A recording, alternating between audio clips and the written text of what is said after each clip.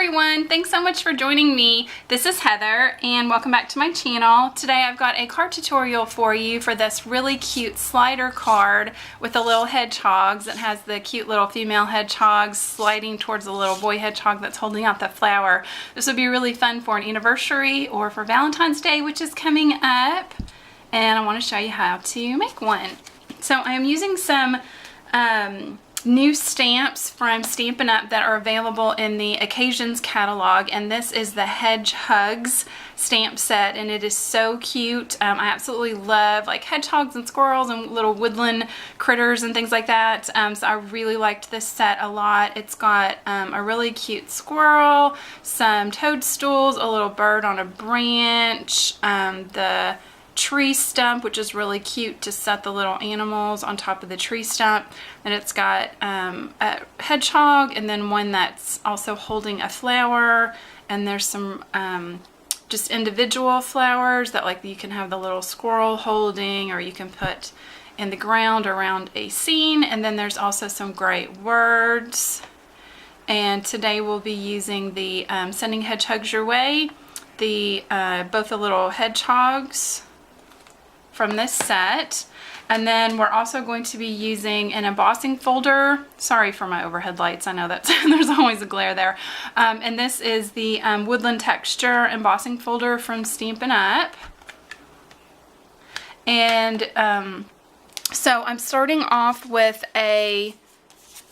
just a standard sized card base. Just took a piece of pink 8.5 by 11 cardstock and cut it in half and scored and folded it. Then I've got a dark brown piece of cardstock, and it is 5 1/4 by 4. Then kind of a tan, it's not quite craft, it's more of like kind of a light tan color. This is trimmed to 5 by 3 3/4. And then also just a white piece of, I am using a heavier weight cardstock. I'm using alcohol-based markers today, and I'm really liking the results that I get from 110-pound weight cardstock, so I am using a little bit of a heavier cardstock today. And because I wanted my hedgehogs to be brown, and because I'm using alcohol-based markers, I want to use a Memento ink, so I'm actually using a brown Memento ink, and this is their Rich Cocoa. I really like this brown a lot. It's not too dark. I think it's just a good kind of medium brown color. So let's go ahead and get, oh, and I'm sorry, and I also pre-die cut from the Stitch Shape Circles dies from Stampin' Up, just the smallest circle die with a nice little stitching out of the same pink as the cardstock base. Sorry, I almost forgot about that. And so let's go ahead and get our little hedgehog stamped out onto the white paper. So let me get that card out of the way. I'm also going to bring over the circle that I've die cut and stamp the words on that real quick. I'm just using the same brown, and I'm just going to center that in the middle of my stitch circle like that. I'll set that off to the side. And these hedgehog stamps are pretty solid, so you want to make sure you're getting a really good coverage on your ink. So kind of turn them over, check, and make sure you've got good coverage. And I'm going to cut these out, so there's no need to, you know, make sure they're straight or anything like that on the paper. Get this one inked up. And make sure he looks good. And stamp him out as well. There we go, that looks good. I'll go ahead and get my ink out of the way.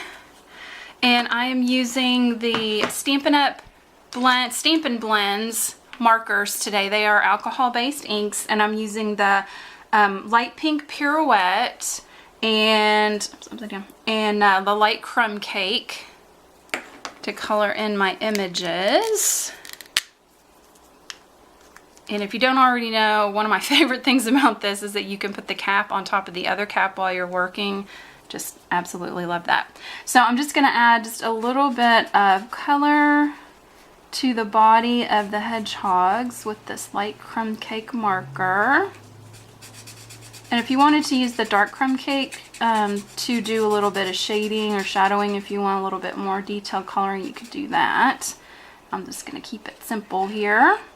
You could also go in on the little quills there of the hedgehog and color those in if you want as well. Make sure that your ink is good and dry so that it doesn't bleed. But again, I'm just going to keep this simple. So I'm just going to fill in the bodies here. I just love these hedgehogs. They're so cute. Don't forget his little foot back here. And then I'm going to take the light pink pirouette. And don't forget to put your caps back on and you hear that nice snap so that they don't dry out on you. So I'm going to color the little flower that he's holding with this light pink pirouette. I'm going to give him a little cheek there under his eye. And then give her a little cheek under there. Okay, and as I'm coloring, I realized I actually had used the dark pink pirouette. So I'm so sorry about that. I was like, why is that not showing up as dark?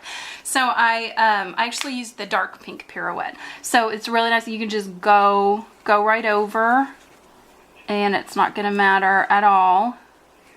Sorry about that though. So let's just go back over that. And I gave her kind of a slightly bigger cheek than I gave him. So that's it for the coloring, just really quick and simple. Put that cap back on that marker. And now I'm going to cut out my images. And I'm gonna leave just a little bit of a white border around the edges of the hedgehogs. And I'm going to pause the video. You don't need to sit here and watch me cut this out. So I'm going to cut these out real quick and I'll be right back. Okay, so I've gone ahead and taken my scissors and just cut the hedgehogs out. And I did kind of, you know, follow along the lines of the little quills there. It doesn't have to be perfect, but just cut them out and just left a little bit of a border. So I'm going to set that off to the side for now. And I'm going to grab my piece of tan cardstock and my embossing folder, and I'm going to run that through my die cut machine. So I'm just, because the piece of paper is much smaller than the embossing folder, I'm just kind of placing in the center, and I'm making sure that it's straight. You don't want it to be tilted because you want your trees to be straight in the background there. So I'm going to fold that over and sandwich that in my plate. Bring my Sizzix over here real quick and just run that through. Let's run that back again. Okay, and I've got my trees here. So those came out really nice. I hope you can see that on camera, how nice that embossing is. I love this for a background, especially for any kind of woodland scenes that you're going to make. So I wanted to have those trees kind of pop out just a little bit more. So I'm just taking some brown chalk and a Q-tip. And you can use any type of applicator that you have on hand, sponge dauber or those little ones that look like eyeshadow applicators. And I'm just going to apply a little bit of this kind of medium brown chalk to the trees that have been embossed up. It just gives them a little color, a little more texture, and they show up a little bit more in the background. And if you get some where you don't like it, or you get a little bit too much, kind of take your finger and rub it off, or you can also use a chalk eraser. Those are really handy to have, as they will pretty much completely erase any chalk that you get anywhere that you don't want. So just real quickly gonna apply this chalk. Periodically you want to blow off the powder that kind of gets left behind. So you can take your time when you do this, but just real quick, just wanted to show you. So just got some chalk on there just to add a little bit of a nice brown color to that. Put that off to the side. And now we're going to do the die cutting part for the slider. So I've just got a slider die. There's lots of different companies that make these. You can get like waves and circles and straight lines and things. So any kind of shape that you want that will fit onto the front of your card. So the main thing I want to make sure is that the mechanism that we move inside, that we'll be moving inside, and our little hedgehog here will have plenty of room. You're also going to be putting foam tape and everything on the back, so you don't want, in other words, you just don't want your die cut opening to be really low. So just make sure that it's up enough so that everything has enough room to kind of move around. Place it face down onto your cardstock, and I'm taking just a little bit of repositionable tape, and I'm going to tape it in place so that it stays where I want it to. And now I'm going to run that through my die cut machine. Place that into the plates, bring this over and run that through. And as always, I like to run everything back through again just to make sure that it's cut all the way through.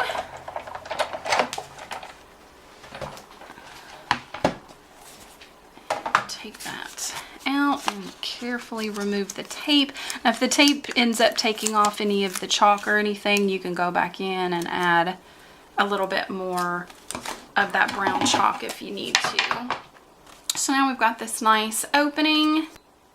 Okay, so now we're going to make the channel for the back of the slider, and I have got some sort of pre-cut strips of foam tape. You could also, and this is a little bit thicker than the average foam tape, you could also use 2 layers of this regular Scotch thin foam tape. And we're going to be using a penny as the mechanism that will slide on the back of our little hedgehog there. So the channel that you make with your foam tape, you want it to be, you want to give enough space for that penny to be able to move. So I like to kind of lay it down and lay my foam tape across just to make sure that I've got enough room. And then same thing across the bottom of that opening. We're going to lay a layer of the foam tape down. And again, just making sure that that penny's got enough room to travel across that channel there. And if any of your foam tape is hanging off the edges like that, you can just take your scissors and kind of trim that off a little bit. And then a very handy tip that I think I picked up from Jennifer McGuire, I'm pretty sure she's the one that suggested this, is to take your powder tool that you use to make stickers or that you use for embossing and to run that along that channel there so that no adhesive will cause your penny to stick while it's sliding. So that's a really handy little tip there, and this is just an EK Success powder tool.